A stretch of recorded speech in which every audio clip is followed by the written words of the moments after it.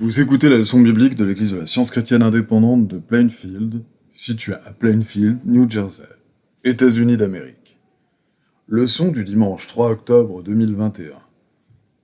Sujet: l'irréalité. Texte d'or, Jean.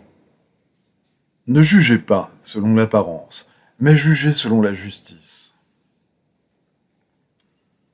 Lecture alternée.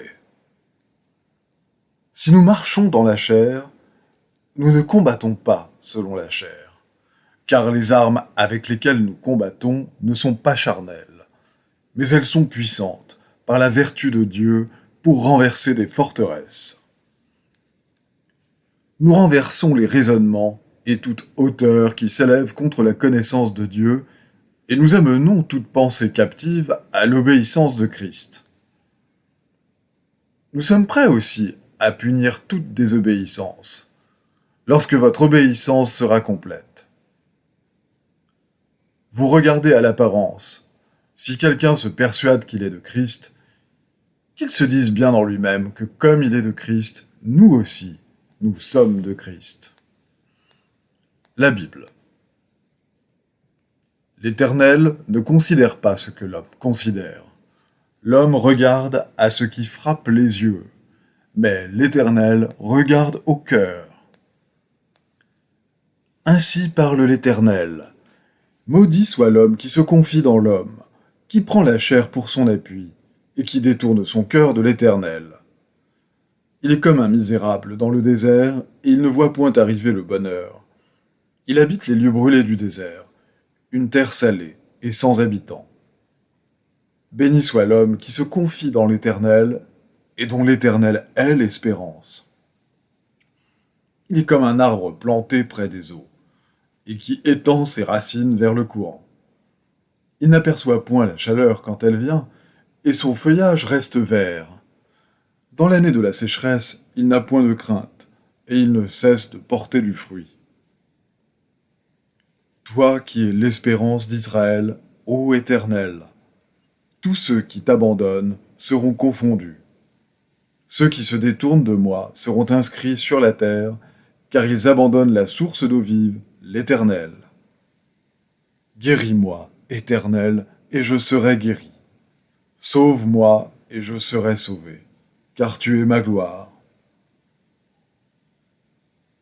Comme Jésus entrait dans Capernaum, un centenier l'aborda, le priant et disant : « Seigneur, mon serviteur est couché à la maison, atteint de paralysie et souffrant beaucoup. » Jésus lui dit : « J'irai, et je le guérirai. » Le centenier répondit : « Seigneur, je ne suis pas digne que tu entres sous mon toit, mais dis seulement un mot, et mon serviteur sera guéri. Car moi qui suis soumis à des supérieurs, j'ai des soldats sous mes ordres, et je dis à l'un : va, et il va, à l'autre : viens, et il vient, et à mon serviteur : fais cela, et il le fait. »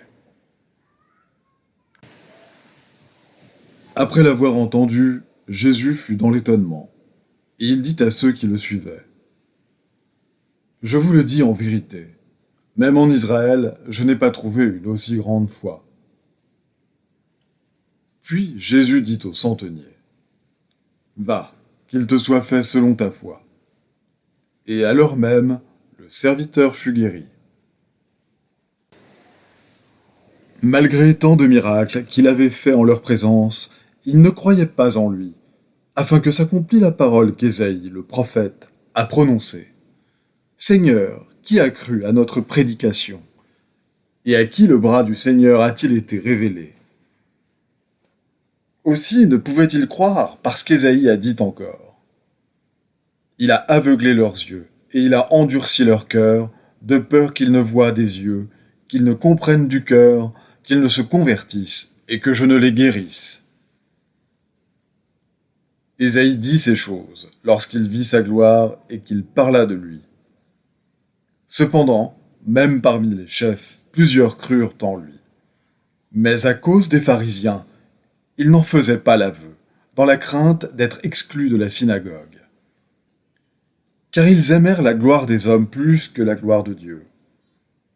Or Jésus s'était écrié, « Celui qui croit en moi croit non pas en moi, mais en celui qui m'a envoyé. Et celui qui me voit, voit celui qui m'a envoyé. Je suis venu comme une lumière dans le monde, afin que quiconque croit en moi ne demeure pas dans les ténèbres. » Alors Jésus, parlant à la foule et à ses disciples, dit, « Les scribes et les pharisiens sont assis dans la chaire de Moïse. Faites donc et observez tout ce qu'ils vous disent, mais n'agissez pas selon leurs œuvres, car ils disent et ne font pas. Malheur à vous, scribes et pharisiens hypocrites, parce que vous payez la dîme de la menthe, de la nette et du cumin, et que vous laissez ce qui est plus important dans la loi, la justice, la miséricorde et la fidélité. C'est là ce qu'il fallait pratiquer, sans négliger les autres choses. Conducteur aveugle, qui coulait le moucheron et qui avalait le chameau. Pharisien aveugle, nettoie premièrement l'intérieur de la coupe et du plat, afin que l'extérieur aussi devienne net. Parce que vous ressemblez à des sépulcres blanchis, qui paraissent beaux au dehors, et qui au dedans sont pleins d'ossements, de morts et de toute espèce d'impureté. Vous de même, au dehors, vous paraissez juste aux hommes, mais au dedans vous êtes pleins d'hypocrisie et d'iniquité. Nous sommes donc toujours pleins de confiance, et nous savons qu'en demeurant dans ce corps, nous demeurons loin du Seigneur, car nous marchons par la foi et non par la vue. Nous sommes pleins de confiance, et nous aimons mieux quitter ce corps et demeurer auprès du Seigneur. Ainsi, dès maintenant, nous ne connaissons personne selon la chair. Et si nous avons connu Christ selon la chair, maintenant, nous ne le connaissons plus de cette manière. Si quelqu'un est en Christ, il est une nouvelle créature. Les choses anciennes sont passées. Voici, toutes choses sont devenues nouvelles. Et tout cela vient de Dieu, qui nous a réconciliés avec lui par Christ. Ne vous mettez pas avec les infidèles sous un joug étranger. Car quel rapport y a-t-il entre la justice et l'iniquité? Ou qu'y a-t-il de commun entre la lumière et les ténèbres? Quel accord y a-t-il entre Christ et Bélial? Ou quelle part a le fidèle avec l'infidèle? Quel rapport y a-t-il entre le temple de Dieu et les idoles? Car nous sommes le temple du Dieu vivant, comme Dieu l'a dit. J'habiterai et je marcherai au milieu d'eux. Je serai leur Dieu, et ils seront mon peuple. C'est pourquoi, sortez du milieu d'eux et séparez-vous, dit le Seigneur. Ne touchez pas à ce qui est impur, et je vous accueillerai. Je serai pour vous un père, et vous serez pour moi des fils et des filles, dit le Seigneur Tout-Puissant. Je vais maintenant lire les passages corrélatifs tirés du livre d'études de la science chrétienne, Science et santé, avec la clé des Écritures de Mary Baker Eddy. Toute réalité est en Dieu et sa création harmonieuse et éternelle. Ce qu'il crée est bon, il fait tout ce qui est fait. Nous apprenons en science chrétienne que toute inharmonie de l'entendement mortel ou du corps mortel est une illusion, ne possédant ni réalité, ni identité, bien que paraissant réelle et identique. Étant donné que Dieu est bon, et qu'il est la source de tout être, il ne produit pas la difformité morale ou physique. Donc une telle difformité n'est pas réelle, mais elle est illusion, le mirage de l'erreur. La science divine révèle ces grands faits. Sur leur base, Jésus démontra la vie, ne craignant jamais l'erreur et ne lui obéissant jamais, sous quelque forme qu'elle se présentât. L'existence mortelle est un songe. L'existence mortelle n'a pas d'entité réelle, mais elle dit « je suis ». L'esprit est l'ego, qui ne rêve jamais, mais qui comprend toute chose, qui ne se trompe jamais, et qui est toujours conscient, qui ne croit jamais, mais qui sait, qui n'est jamais né et ne meurt jamais, L'homme spirituel est la ressemblance de cet ego. L'homme n'est pas Dieu, mais tel un rayon de lumière qui vient du soleil, l'homme, l'émanation de Dieu, reflète Dieu. Toute forme, toute couleur, toute qualité et toute quantité émanent des éléments infinis de l'unique entendement et sont mentales, originairement et secondairement. Leur nature spirituelle ne se discerne que par les sens spirituels.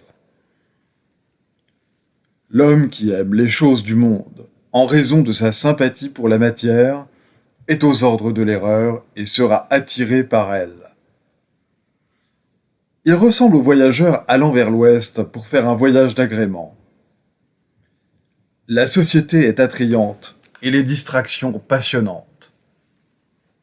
Après avoir suivi le soleil pendant 6 jours, il retourne vers l'est le 7e jour, satisfait, pour peu qu'il s'imagine être entraîné dans la bonne direction. Peu après, honteux de sa course en zigzag, il voudrait emprunter le passeport de quelques pèlerins plus avisés, espérant par ce moyen trouver et suivre le bon chemin.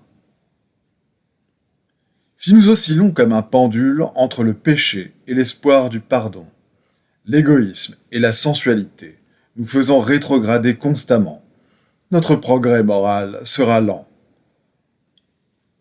S'éveillant aux exigences du Christ, les mortels éprouvent de la souffrance. Alors comme des hommes qui se noient, ils font de vigoureux efforts pour être sauvés. Et grâce à l'amour précieux du Christ, leurs efforts sont couronnés de succès.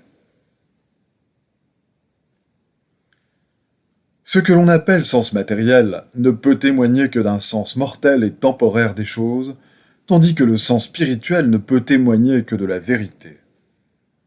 Pour le sens matériel, l'irréel est le réel, jusqu'à ce que ce sens soit corrigé par la science chrétienne.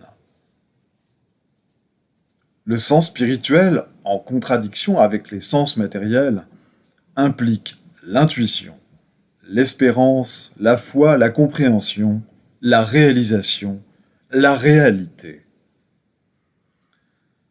Le sens matériel exprime la croyance que l'entendement est dans la matière. Cette croyance humaine, qui oscille entre un sens de plaisir et un sens de douleur, un sens d'espérance et un sens de crainte, un sens de vie et un sens de mort, ne dépasse jamais les limites du mortel ou de l'irréel. Lorsqu'on atteint au réel annoncé par la science, la joie ne tremble plus, l'espérance ne trompe plus.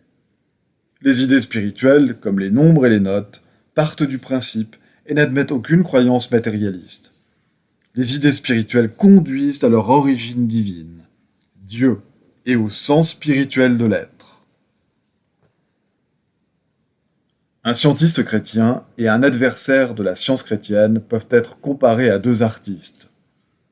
L'un dit « J'ai des idéaux spirituels indestructibles et admirables », lorsque d'autres les verront comme je les vois, sous leur vrai jour et dans toute leur beauté, et qu'ils sauront que ces idéaux sont réels et éternels parce qu'ils sont formés d'après la vérité, ils découvriront qu'on ne perd rien, mais qu'on gagne tout par une juste appréciation de ce qui est réel.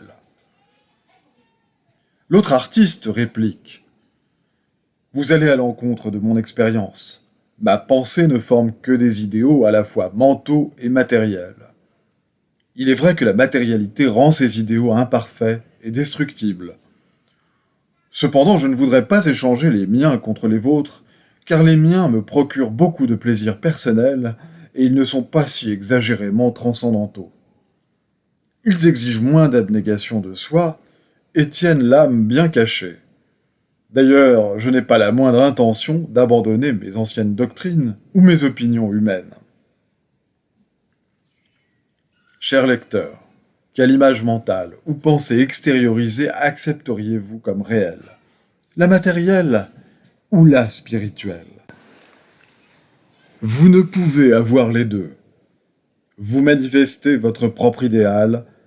Cet idéal est soit temporel, soit éternel. C'est l'esprit ou la matière qui vous sert de modèle. Si vous cherchez à avoir deux modèles, pratiquement, vous n'en aurez aucun. Comme le pendule d'une horloge, vous serez jeté de droite à gauche, frappant les parois de la matière, oscillant entre le réel et l'irréel. La science chrétienne lève l'étendard de la liberté et crie « Suivez-moi, échappez à l'esclavage de la maladie, du péché et de la mort. » Jésus traça le chemin. Citoyens du monde, acceptez la liberté glorieuse des enfants de Dieu et soyez libres. Tel est votre droit divin.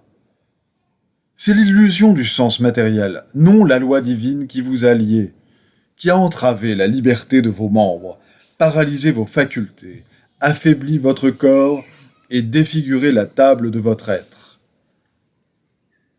Si pour gouverner l'homme, Dieu avait institué des lois matérielles dont la transgression aurait rendu l'homme malade, Jésus ne les eût pas enfreintes et n'eût pas guéri en opposition directe avec ces lois et au mépris de toute condition matérielle.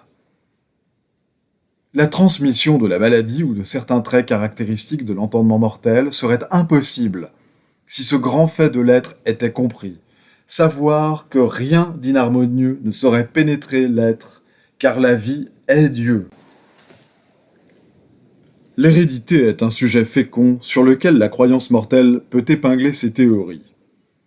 Mais si nous apprenons que rien n'est réel que le bien, nous ne ferons pas de néfaste héritage, et les maux de la chair disparaîtront. Vous êtes maître de la situation si vous comprenez que l'existence mortelle est un état d'illusion produit par soi-même, et non la vérité de l'être. L'entendement mortel produit constamment sur le corps mortel les effets de fausses opinions. Et il en sera ainsi jusqu'à ce que l'erreur mortelle soit privée de ses pouvoirs imaginaires par la vérité qui balaie les fils diaphanes de l'illusion mortelle. Apprenons à connaître le réel et l'éternel, et préparons-nous pour le règne de l'esprit, le royaume des cieux, le règne et le gouvernement de l'harmonie universelle. Harmonie qui ne peut être perdue, ni demeurer à jamais invisible. Les devoirs quotidiens de Mary Baker Eddy. Prière quotidienne. Il sera du devoir de tout membre de cette Église de prier chaque jour. Que ton règne vienne, que le règne de la vérité, de la vie et de l'amour divin soit établi en moi, et élimine de moi tout péché, et puisse ta parole enrichir les affections de toute l'humanité et la gouverner. Règle pour les mobiles et les actes. Ni l'animosité, ni un attachement purement personnel ne doivent déterminer les mobiles ou les actes des membres de l'Église mère. Dans la science, l'amour divin seul gouverne l'homme, et un scientiste chrétien reflète les douces aménités de l'amour en réprouvant le péché et en manifestant un véritable esprit de fraternité, de charité et de pardon. Les membres de cette Église doivent journellement veiller et prier pour être délivrés de tout mal, pour ne pas prophétiser, juger, condamner, conseiller, influencer ou être influencés d'une manière erronée. Vigilance face au devoir. Il sera du devoir de chaque membre de cette Église de se défendre journellement contre la suggestion mentale agressive et de ne pas se laisser entraîner à oublier ou à négliger son devoir envers Dieu, envers son leader et envers l'humanité. Par ses œuvres, il sera jugé et justifié ou condamné.